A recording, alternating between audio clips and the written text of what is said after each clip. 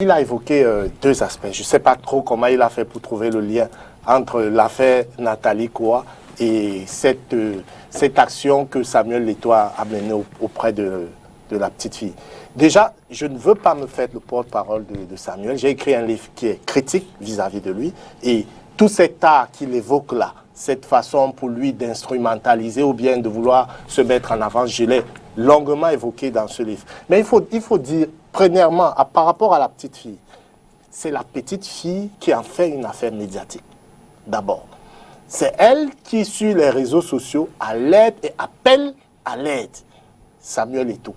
Elle sollicite que Samuel vienne à ses côtés juste pour symboliquement l'encourager dans ce qu'elle fait. Moi, je vois plus l'action de Samuel comme étant une réponse. Et si ça n'avait pas, puisque l'affaire a été médiatisée dès le départ par la fille elle-même, j'ai moi-même eu à relayer les supplications de la fille. S'il n'y avait pas eu à l'arrivée une autre tranche de médiatisation, on aurait pu penser que Samuel est resté muet aux supplications de la fille. C'est comme ça que j'interprète ce volet. Maintenant, pour avoir eu la chance de travailler sur le personnage, je crois que c'est lui faire un mauvais procès, de croire qu'il veut instrumentaliser la misère des gens. S'il y a quelqu'un qui fondamentalement, je ne sais pas, pour ceux qui sont chrétiens, ils pourraient, ou bien croyants, ils pourraient Maître croyant également. Voilà. S'il y a quelqu'un qui fondamentalement aime donner et partager, c'est Samuel. Je le dis parce que je raconte une anecdote. Il n'a que 7 ans, 8 ans. Il joue à Mvogada, il gagne son premier trophée, titre de meilleur buteur d'un championnat interquartier. Il a 1500 francs de prime. 1500 francs, il les partage avec tous ses coéquipiers, y compris 2 de ses fervents supporters que j'ai retrouvés. Et le reste, 300 francs, il les remet à sa maman. Samuel Leto, c'est celui qui arrive au Cameroun, il joue à Majorque, il trouve un de ses camarades de la KJ en détresse. Pas d'argent pour l'opérer, pas d'argent pour... il ne savait même pas, le gars était à l'article de la mort, il dépense pas moins de 20 000 euros dans l'anonymat total. J'ai retrouvé le gars. Et le chapitre, la partie dans mon livre, je l'intitule « Samuel m'a sauvé la vie ». Pour lui, et Samuel n'a jamais eu à évoquer ce genre d'action. Moi, je crois que s'il y a quelqu'un qui s'illustre par une dévotion humanitaire, humaniste, c'est bien Samuel Leto. Ne lui faisons pas ce très mauvais procès. Maintenant, pour ces écarts, sexuel ou bien c'est ça. Je crois que c'est une partie de sa vie que j'ai pris la peine, moi, de documenter pour que chacun, à un moment, puisse lire. Et puis, quand il dit demander pardon, est-ce que Nathalie elle-même veut que Samuel s'explique sur ce sujet actuellement? J'en doute fort. Quand on sait bien qu'elle-même, elle a fait la démarche pour se rapprocher, pour renouer même une relation avec Samuel. Ça, c'est ce que vous dites. Nous, je ne le dis pas, je le dis pour avoir enquêté dessus. D'accord. Ouais. Maître...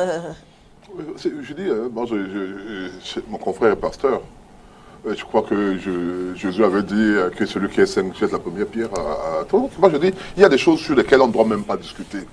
La vie privée des gens, surtout quand il s'agit des adultes, des majeurs. Mon confrère, il est saint même dans ce domaine comme tout le monde. Moi, je ne le suis pas. Donc, il ne faut pas il doit venir à la télévision parler de Mme Nathalie Koa. Elle est suffisamment grande pour parler de sa vie, etc. Moi, je pense que c'est vraiment, c'est pour cette raison qu'il a cultivé en lui cette haine. Parce que j'appelle ça la haine de l'individu. Il Samuel Leto. Il s'est trompé totalement. Et pour un pasteur, pour moi, ça me pose un problème. Ça me pose un problème.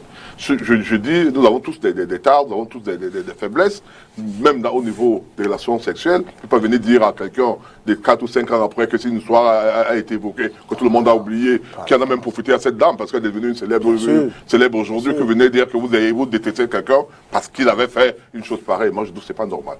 Je trouve que ce n'est pas normal. Et je dis, M. Kam a répondu sur ces jeunes dames. La petite fille qui pleurait. Nous, on l'a vu avec sa mère, avec les drapeaux, les trucs qu'elle avait eu à faire avec la voiture. On l'a vu. Et je dis que il y a un débat que certains mènent, même dans la Bible, où on dit que ce que la main droite donne, la main gauche ne doit pas voir. Mais de l'autre côté, on dit, lorsque tu vas donner quelque chose, il faut que tu le fasses avec joie, avec allégresse, pour que les autres te suivent dans la bonne chose que tu fais. Et ça, c'est la Bible. Moi, j'ai été dans une organisation où on avait ce débat à tout moment. Nous allons aider les pauvres, les orphelins. Est-ce qu'il faut qu'on fasse de la médiatisation? Certains disent, mais non, il ne faut pas le faire. Je dis, mais non, si on doit le faire, demain, il y a d'autres groupes qui vont venir nous suivre pour savoir que ces personnes-là. Moi, j'ai été formateur d'un avocat totalement aveugle, vous le savez, qui est devenu avocat. Mais je l'ai amené sur les plateaux de télévision. Pour le vendre, entre guillemets, pour que demain, les gens sachent qu'il y a quand même un avocat qui est aveugle et à qui on doit donner les dossiers. Oui. Ce n'est pas pour moi. Je lui ai prouvé, il a fait une émission dans une chaîne concurrente, totalement dédiée à lui. On allait dans sa maison, etc., etc. On va pouvoir dire que je venais faire ça parce que je voulais être médiatisé. Mais non, c'était pour cet enfant-là. Il faut encourager les gens qui aident les aveugles et qui le font savoir. Oui. Parce que ça cultive l'envie de faire. Oui. Lorsque vous voyez les autres faire, vous dites pourquoi moi je ne gagne pas beaucoup d'argent, je gagne beaucoup d'argent. Je ne donne pas aux nécessiteux. Il faut bien le faire, ce n'est pas un crime. Et moi je dis moi, ça me surprend qu'on fasse ces reproches, surtout dans le cas de cette jeune dame. De la même manière, tout à l'heure, je vous disais qu'il faut qu'on fasse une stèle, je veux dire, pour les personnes qui sont mortes au niveau du stade. Et toi, aujourd'hui, le président de la FECAFOOT, il doit vendre sa FECAFOOT. Il doit vendre son équipe nationale. Il doit vendre le Cameroun. C'est une personne, ils appellent ça BRP, je crois. Il doit le faire. Et ces actes qu'il pose doivent être médiatisés parce que parfois les gens disent ici, vous ne communiquez pas suffisamment sur les actions que vous faites. Nous faisons le reproche, nous, très souvent au niveau de notre hiérarchie, au niveau du parti, des communicants. Parfois on a discuté devant les plateaux de télévision, sur les plateaux de télévision, parce qu'il y a des informations que nous n'avons pas eues, sur des faits que le gouvernement a posés qui étaient positifs. Mais l'information n'a pas circulé, on se retrouve là en train de bégayer, alors qu'il y a des réalités que les Camerounais ignorent. Si vous me suivez sur ma page Facebook, vous voyez que très régulièrement, je fais des reportages sur le Cameroun. Quand j'arrive quelque part, s'il y a une route, je dis voilà une route, elle est bitumée. C'est que parfois le gouvernement ne fait pas. Ça change un peu cette vue, cette vision. Donc il ne faut pas penser à un seul instant que la publicité est forcément une publicité qui a pour intérêt de pouvoir profiter à la personne qui fait la publicité. Et toi, tu as besoin de quoi? Sauf comme mon confrère commence à soupçonner qu'il veut être à des ambitions politiques avec ce qui s'est passé à San Milima et autres. Mais moi, je pense que ce n'est pas ça. Il ne faut pas accuser les gens sur des choses vraiment qui sont, pour moi, basiques. Il a aidé une jeune dame qui a demandé de l'aide devant tout le monde, par le même créneau.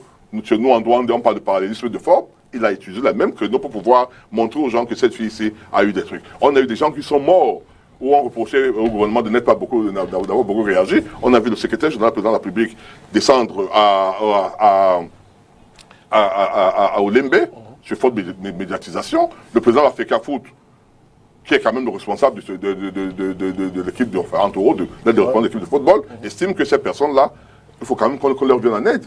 Et on oublie que les joueurs ont donné 50 millions. Il faut également parler de ça. Pourquoi est-ce qu'on ne reproche pas aux joueurs d'avoir médiatisé le fait qu'ils ont donné 50 millions à ces personnes-là? Voilà. Seulement, Eto'o qui est parti les prendre pour dire venez, comme un élément de motivation pour les joueurs en disant voilà les gens qui sont morts et qui souffrent pour vous. Essayez de leur donner le maximum pour que même ceux qui ont perdu les parents disent que c'était pour, entre guillemets, une bonne cause, et que ça soit une sorte de consolation. Et ça devient quelque chose de négatif, tout simplement parce qu'on part du principe que Eto'o avait connu une femme qui elle ne se plaint pas, mais qui trouve des gens qui vont se plaindre pour dire que c'était pas normal. Moi, je trouve ça un peu gênant.